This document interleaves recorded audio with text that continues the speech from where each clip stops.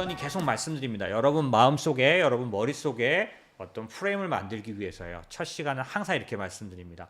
연금 자산 관리, 자산 배분을 위해서는 머릿속에 세 가지 단계. 하나는 적립기, 또 하나는 이제 은퇴가 개시되기 직전에 그런 어떤 아주 임시적이고 짧지만 적립기도 아니고 인출기도 아닌 준비기, 2, 3년이 걸려서 될 수도 있고 1년 동안 준비할 수도 있습니다. 이 기간 동안에는 모든 운용자산의 움직임이 이전과는 달라집니다. 이후하고도 달라지고, 그래서 그런 부분이 있고요. 세 번째는 가장 긴 기간 두 개 중에 하나죠. 인출기입니다.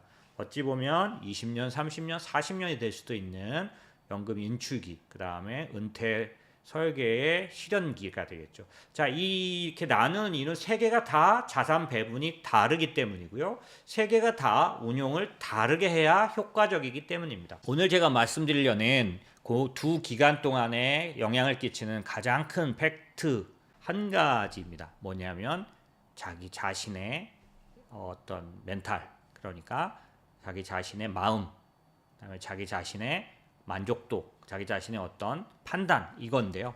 여기 이제 벤자민 그레이엄이라고도 하고 벤자민 그레이엄이라고 하는 이 가치 투자의 아버지라고 하는, 그래서 워렌 버핏의 스승이죠. 이 찰리 먼거, 워렌 버핏 이런 사람들의 스승인 벤자민 그레이엄이 했던 유명한 말들 중에 하나죠.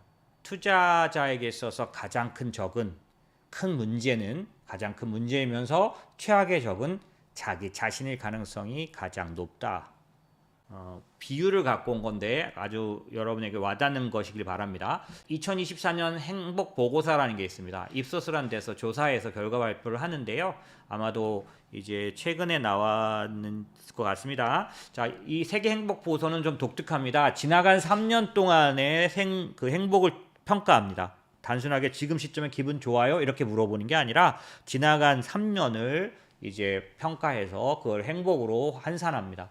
자, 그러다 보니까 이 점수는 여러 가지로 나오게 되는데요. 특히 OECD 행복 보고서도 있고, 그 다음에 세계, 이거는 한 140, 꼴등이 143등인 거 보니까 143개국의 행복 점수를 매긴 겁니다. 보시는 것처럼 늘 이 상위를 차지하는 유럽의 이 초행복 국가들, 핀란드, 덴마크, 아이슬란드, 스웨덴 이런 데는 항상 들어갔고요. 이스라엘은 여기 들어가 있는데 요거는 요즘 조사했으면 좀 달라질 수도 있다고 할 것 같습니다. 예, 왜냐하면 요거 조사는 이미 작년도, 그러니까 올해 초에 해가지고 지금 나온 거니까 지금 이스라엘 전쟁 나 있죠. 그래서 그런 부분들에 관련돼서는 반영이 안 된 걸로 보시면 될 것 같고요. 어찌됐든 이 상위는 늘 그래왔으니까 여러 번 여러분한테 아마 그 부각이 됐을 거고요. 전 세계에서 가장 잘 사는 나라 미국이 23위입니다. 이거 조금 의아하죠. 앞에 20개 나라가, 22개의 나라가 있다는 거. 그런데 한국도 항상 딜레마, 항상 그 뭐랄까요, 항상 의문점입니다. 왜 한국 같은 나라가 52위를 하는지. 예. 왜냐하면 한국은 경제 규모로는 10위 안에 들어가죠. 잘 사는 거로는 세계 10위 안에 들어갑니다. 뭐 못해도 15위 안에 당연히 들어가겠죠. 그런데 행복은 52위고요. 일본은 항상 요 옆에 와 있죠, 늘. 예. 근데 더 놀란 건 이겁니다. 한국인들의 행복도 순위는 놀랍게도 32개국 중에서는 31위입니다. OECD 국가로 하면 항상 꼴등이었고요. 요 32개 국가만 요번에 비교한 거에서는 31위, 거의 꼴등이죠. 이것도 굉장히 놀랐습니다. 세계 행복도 평균이 73점인데 한국은 57점. 점점 또 낮아진다는 그런 또 걱정스러운 일이 함께 나타나고 있습니다. 10년 전에는 62%였다는 거죠. 그리고 2년 전에는 71%였는데 지금은 14%나 감소했다는 거예요. 2011년에 비해서 한국인들은 더 불행하게 느끼고 있다는 겁니다. 지난 10년 동안 근데 상당히 경제 성장이 많이 나타났고 사회 인프라가 발전한 걸로 봐서는 개인의 행복도 상승했을 거. 그러니까 결국 사는 거 뭐 좀 더 잘 먹고 잘 사는 부분이 행복을 영향을 준다면 더 나아졌어야 될 것 같다라는 거죠. 그런데 그렇지 않다라는 겁니다. 왜 그럴까라고 생각을 해볼 필요가 있고요. 이게 제가 오늘 말씀드리는 것과 직접 연결돼 있어서 이 얘기를 꺼낸 겁니다. 자, 그런 면에서 봤을 때 우리가 한번 생각해 볼 게 있는데요. 이게 지금 그 트럼프 후보의 부통령 후보죠. 제이디 벤스라는 사람이 써서 베스트셀러 최고 거의 수준에 올라갈 만큼 인터내셔널 베스트셀러가 됐던 책이기 때문에 여러분 들어보셨을 거고요. 혹은 아실 거고요. 혹시 만약에 그 내용만 소개받으셨다면 한번 보시는 걸 추천드립니다. 이게 굉장히 그 흥미로웠던 이유는 뭐냐면 저 같은 경우도 똑같았는데 도대체 여기도 써있죠. 트럼프에 대한 인사이트를 준다고 했는데 그냥 뒤집어 말하면 뭐냐면 도대체 트럼프 같은 사람을 왜 좋아하는 거야? 트럼프를 왜 지지하는 거야? 미국 사람들 참 이상하네 이렇게 생각을 했던 그 사람 대통령 기간 동안 전 내내 그랬어요. 궁금했어요. 도대체 저런 사람을 아니 왜 지지해서 뽑은 거야? 라고 해서 그런 부분들을 이해할 수 있다라고 해서 그 당시 사실은 저는 늦게 본 거죠. 왜냐면은 그때 당시에 이미 이제 유행했던 책인데 뒤늦게 제가 이걸 봤는데 그런 면에서 충분히 그걸 이해하게 됐고요.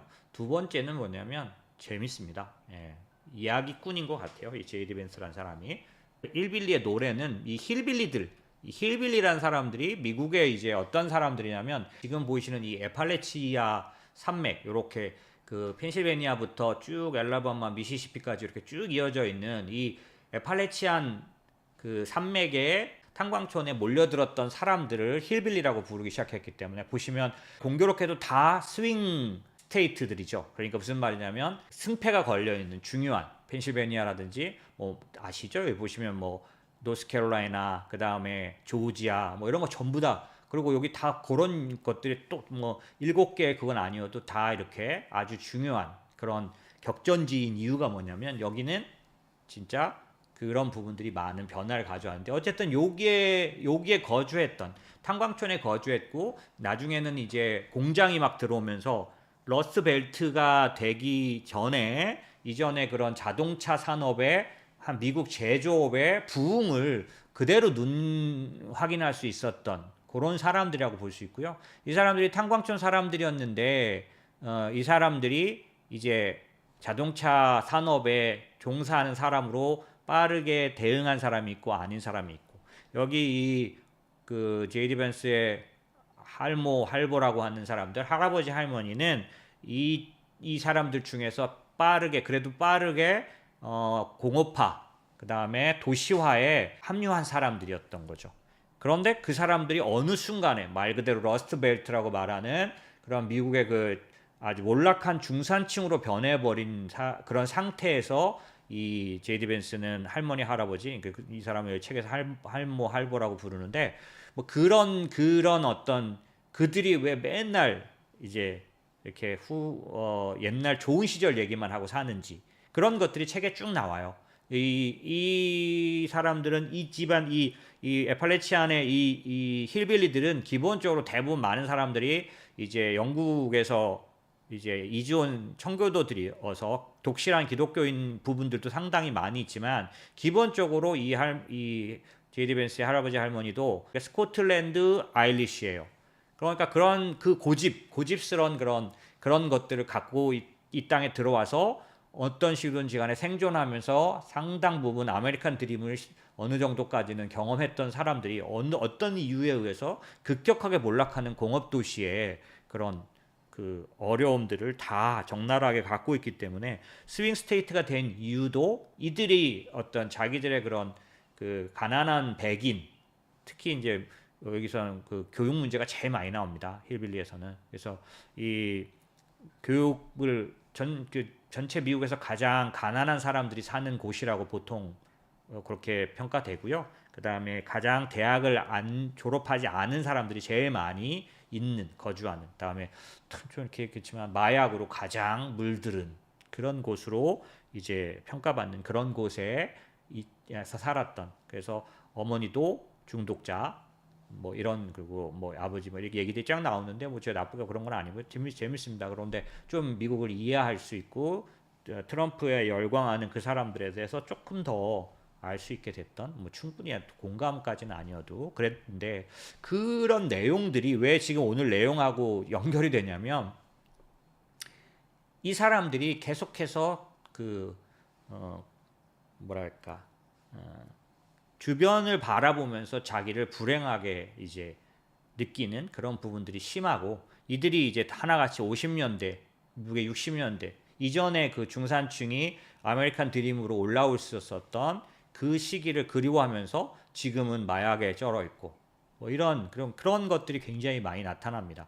그래서 왜 그러면 나아가지 않는가? 더 교육을 받고 더 그 진취적으로 하지 않는가라고 하면서 그런 부분들에 대한 질문을 갖게 되는데 왜 그럴 수밖에 없는지 혹은 왜 그 사람들은 자기를 그렇게 변명하고 합리화하면서 나락으로 가는지 그리고 또 그런 상태로 떨어져 있는지에 대한 이해 좀 얘기가 나오는데요.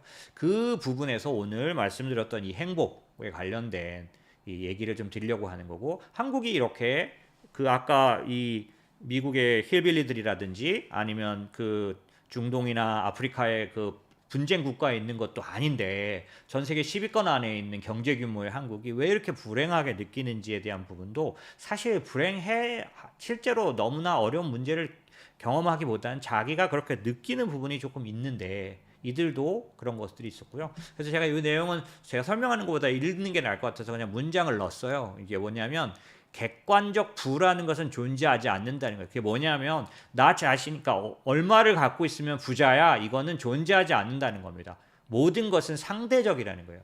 대개는 자신의 주변 사람들과 비교하게 되기 때문에 주변의 사람들이 자기가 살만한데도 주변 사람이 더 잘 살고 더 자기가 볼 때 자기랑 차이나게 뭔가를 하면 불행감을 느낀다는 겁니다. 나는 가난해. 나는 없어서 이래 라고 생각하게 된다는 거예요. 그것은 내가 삶에서 무엇을 얻을 자격이 있는지 무엇을 기대해야 하는지 그런 거를 결정하는데 가장 쉬운 방법. 이게 무서운 게 뭐냐면 이런 어떤 자기가 생각할 때 느끼는 박탈감이 자기 자신은 그럴 자격이 없다. 그 다음에 뭔가를 얻어낼 수 없을 거다라고 그렇게 넘어뜨리게 하는 그런 역할을 한다는 거예요. 모두가 그렇게 한다. 무의식적으로든 의식적으로든 모두가 주변을 둘러보며 이렇게 중얼거린다. 남들은 뭘 갖고 있지? 남들은 무엇을 하지? 나도 저걸 가져야 하는데. 나도 저걸 해야 하는데. 그리고 이것이 어떤 기준으로 봐도 현재가 더 나은데도 우리가 1950년대를 그리워하는 이유를 알려준 이거 미국 얘기죠. 이게 무슨 얘기냐면 사실 많은 게 좋아졌어요. 아까 한국 같은 경우에는 11년도보다 지금 상당히 많은 경제적인 그런 각 개개인을 봐도 그렇습니다.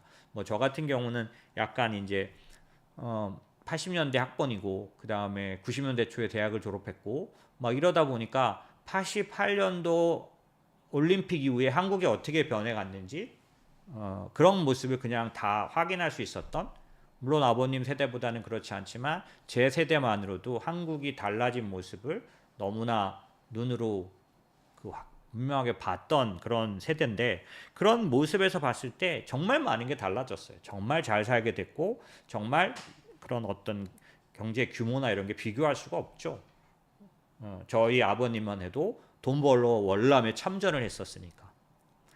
뭐 그런 세상에서 지금은 정말 다른 그런 세상이 됐는데도 불구하고 이 행복 지수는 점점점 더 내려가고 있다라는 거죠. 이유는 뭐냐면 이 기준이 객관적으로 나는 이렇기 때문에 이 정도 살고 있어라고 평가하지 않고 그냥 주변과 비교하고 상대적으로 그냥 평가한다는 겁니다. 이 찰리 먼거라는 사람은 행복한 삶을 위한 제1 원칙은 기대치를 낮추는 것이다라는 거죠. 이게 그냥 나는 그냥 이 정도면 됐어. 나는 별로 더 크게 기대하고 싶지 않아. 뭐 이런 의미가 아니라 기준을 꾸준히 유지해 가는 게 굉장히 중요하다. 안 그러면 어느 사이에 행복을 도둑질 당할 수도 있다. 그런 의미입니다. 왜냐하면 워렌 버핏이나 찰리 먼거는 그 몇십 년 살던 집에서 그대로 살고 몇십 년 타던 차를 그대로 타고 몇십 년 동안 먹던 햄버거를 그대로 먹고 코카콜라를 좋아하겠죠. 어쨌든 그렇게 지내는데 그게 어떤 무슨 뭐 그런 체하는 그런 뭔가 어떤 그런 쇼잉이 아니라 이 사람들이 말하는 것들은 뭐냐면 이렇게 상대하고 자기를 자꾸 맞춰가다 보면 항상 굉장히 많이 좋아졌는데도 불구하고 불행하게 느낄 수 있다는 거죠.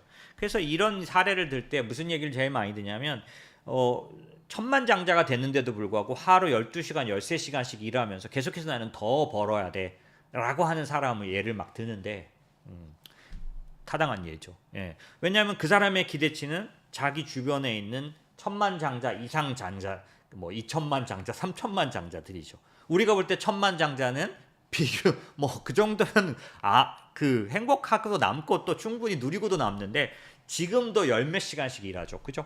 그러면서도 계속해서 더 앞단에 있는 사람들을 얘기하는 그런 모습들은 보면 아까 이제 제가 말씀드렸던 이 객관적인 부가 아니라 계속해서 상대와 비교하며 그렇게 살고 있는 거죠. 그런 측면에서는 이 그 기준을 갖고 평가한다는 게 굉장히 중요하다라는 거고 왜 그럼 그렇게 그 힐빌리들도 마찬가지 그런 사람들 다 그렇게 그냥 주저앉아 있을까? 왜 그럴까라고 하면 이 세상에서 가장 어쩌지 못하는 게 자신의 마음이 아닐까? 진심으로 행복하고 싶은데 간절하게 행복하고 싶은데 불행한 마음이 드는 나 자신을 어떻게 또 바꾸지 못하는 안타까움이 있다라는 거죠. 진심으로 나도 사실 바라는데 나도 마음이 내가 좀 바뀌어서 나도 그렇게 되지를 그렇게 뭔가 변하기를 바라는데 안 된다는 거예요. 왜 안 될까요? 기준이 이미 그렇게 잡혀 있는 거죠. 근데 이 기준을 세울 때 그 기준이 잘못돼 있다면 제대로 된 기준으로 바꾸는 작업이 반드시 필요합니다. 몽테스키오라는 그런 철학자죠. 그 사람이 이런 말 했는데 이게 와닿더라고. 그저 행복하고 싶다면 그 목표는 쉽게 이룰 수 있다. 하지만 우리는 남들보다 더 행복해지길 원한다. 이는 언제나 어렵다. 왜냐하면 우리는 남들이 실제보다 더 행복하다고 믿기 때문이다. 이게 무슨 말이냐면 두 개의 함정이 있다는 거예요. 그냥 행복해지고 싶다면 목표는 사실 쉽게 이룰 수 있는데 우리가 말은 그렇게 하지만 사실은 남보다 더 행복해지길 원한다는 거고요. 이게 어려워요. 왜 어렵냐면 사실 우리는 남들이 행복한 것보다 더 행복하다고 과장해서 믿어요. 저렇게 저 사람들은 저렇게 사는구나 이렇게 생각한다는 거죠.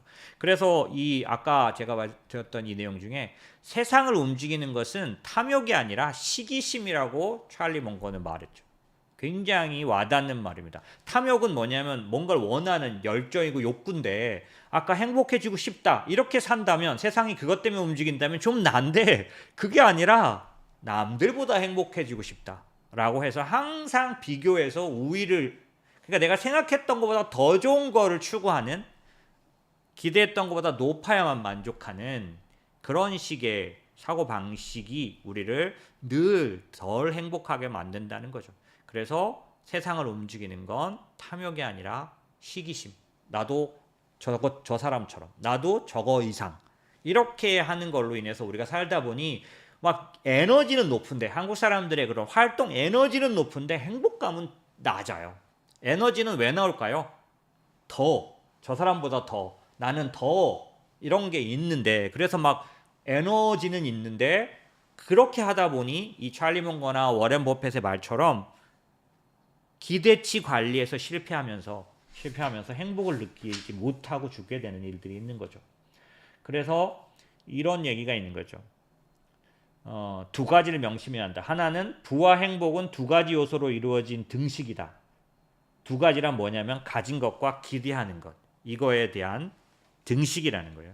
그래서 가진 것을 늘리는 데는 엄청나게 노력을 쏟는 게 맞는데 그러면서 가진 것을 그러니까 기대하는 것을 관리하는 일은 아무도 이제 중요하게 여기지 않고 잘 안 한다는 거예요. 그래서 자기가 불행에 빠져 있는데도 불구하고 못 벗어나는 거죠.